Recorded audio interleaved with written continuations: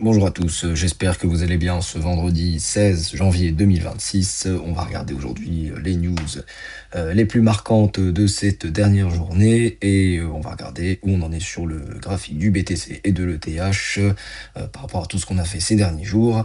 Et là, on a un marché qui est plutôt en retrait. On est à moins 1,5% sur le top 100 après un début de semaine qui est en hausse. Donc là, on est sur une correction plutôt saine du marché, là, rien d'affolant.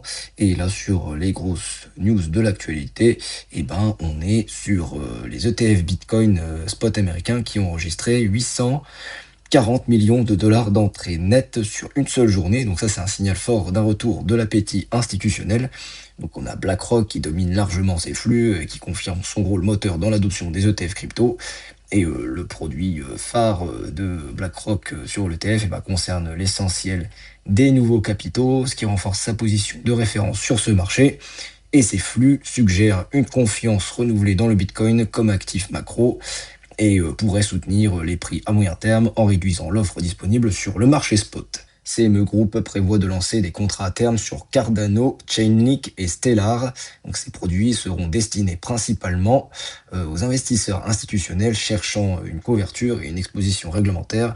Donc le CME étend ainsi son offre crypto au-delà du Bitcoin et de l'Ether, déjà bien établie, et l'arrivée de futurs sur ces altcoins renforce leur légitimité institutionnelle, mais ouvre aussi la porte à plus de stratégies de couverture et donc potentiellement à plus de volatilité. Bank of America estime que les banques américaines pourraient émettre des stablecoins portant intérêt. Donc ces stablecoins seraient adossés au dollar et intégrés au cadre réglementaire bancaire existant. Et l'objectif serait de concurrencer certaines offres crypto-natives tout en modernisant les systèmes de paiement. Et si les banques entrent sur ce terrain, la concurrence pour les stablecoins crypto historiques, entre guillemets, pourrait s'intensifier, mais l'adoption grand public pourrait fortement s'accélérer. Le projet de loi américain visant à clarifier la régulation du marché crypto reste bloqué au Congrès. Donc malgré un large soutien de l'industrie, les divisions politiques ralentissent son adoption. Donc le texte devrait notamment mieux définir les rôles respectifs de la SEC et de la CFTC. Et cette incertitude réglementaire prolongée pèse sur les acteurs US et pourrait continuer à favoriser l'innovation crypto hors des États-Unis à court terme. SG Forge, donc la filiale crypto de la Société Générale, s'associe à Swift pour tester des obligations tokenisées. Les transactions utilisent l'euro stablecoin CoinVertible émis par SG Forge. Donc l'objectif est de connecter l'infrastructure bancaire traditionnelle et blockchain publique. Donc cette expérimentation crédibilise la tokenisation d'actifs réels, donc les fameux RWA, et renforce l'Europe comme terrain d'innovation financière régulée. Le London Stock Exchange Group déploie une solution de règlement cash directement on-chain. Le projet vise à améliorer la rapidité et la transparence des règlements post-marché. Il s'inscrit dans une stratégie plus large d'adoption de la blockchain pour les infrastructures financières. Donc l'entrée d'un acteur comme le London Stock Exchange Group, donc le LSEG, valide l'utilité de la blockchain au cœur même des marchés financiers, au-delà du simple trading crypto. Un groupe de ransomware a exploité des smart contracts sur Polygon pour dissimuler ses flux financiers. Donc, l'utilisation de contrats automatisés complique la traçabilité pour les outils de surveillance classiques, et ce cas illustre l'adoption croissante des blockchains publiques par des acteurs malveillants.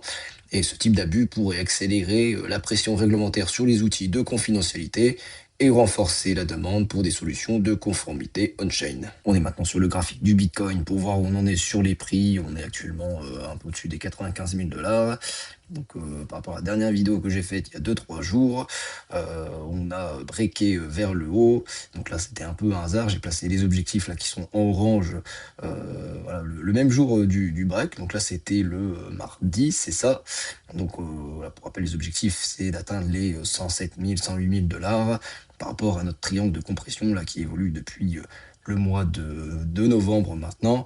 Donc j'ai pris la hauteur de ce triangle et puis je l'ai reporté à une potentielle sortie. Et puis le hasard a fait que c'était pile ce jour-là, donc j'ai eu un peu de chance parce qu'en général, le temps c'est quelque chose qu'on ne maîtrise pas forcément bien sur les marchés. Et là, on est actuellement en train de ricocher là, sur la résistance qui est en bleu. Donc ça, c'est quelque chose que j'avais prévu aussi dernièrement, dans ce que j'avais expliqué dans les précédentes vidéos quand j'ai fait la construction, qu'on pouvait avoir une première résistance là, au niveau de notre résistance en bleu, là, qui est le biseau d'extension, et aussi sur la grosse trendline en rouge qui matérialise le bull run. Donc là, on se fait rejeter actuellement sur la résistance en bleu. Donc là, voilà, ça prend des profits à ce niveau-là. Donc il ne faut pas s'étonner qu'on ait ensuite, par exemple, un petit pullback là, qui revient sur la résistance en jaune pour ensuite repartir vers le haut. Donc ça, c'est un scénario qui est fort probable aussi pour la continuité de la hausse. Et on va voir comment ça va se passer ces prochains jours. Donc là, pour l'instant, tout se passe comme je l'ai tracé sur le graphique. Donc ça fait plaisir. Et sur le TH, c'est un peu la même chose. Là, était sur le triangle de compression. Donc là, là par exemple, j'étais un peu en avance sur l'objectif que j'avais mis. Je l'ai mis un peu par hasard le jour, c'était un dimanche, et puis on a braqué au final le mardi, 2 jours après, et là on est un peu sur la même configuration, on est en train de faire une petite correction, donc c'est pas étonnant qu'on aurait par la suite le cours qui revienne s'appuyer sur la résistance en jaune et qu'on reparte vers le haut pour atteindre des objectifs qui sont, pour rappel, vers les 4300 $, 4250 même pour être plus précis, avec un premier point de passage vers les 3700 qui est la précédente résistance où il y a eu plusieurs points de contact là sur le mois d'octobre. Donc pour l'instant ça suit son cours sur Bitcoin et Ethereum, et on va suivre ça ces prochains jours, comment ça évolue pour la suite. Voilà, j'espère que le contenu vous a plu. En tout cas, abonnez-vous, mettez des petits likes pour encourager mon travail. C'était Benjamin, alias Black Wolf, et je vous dis normalement à demain. Ciao, bye.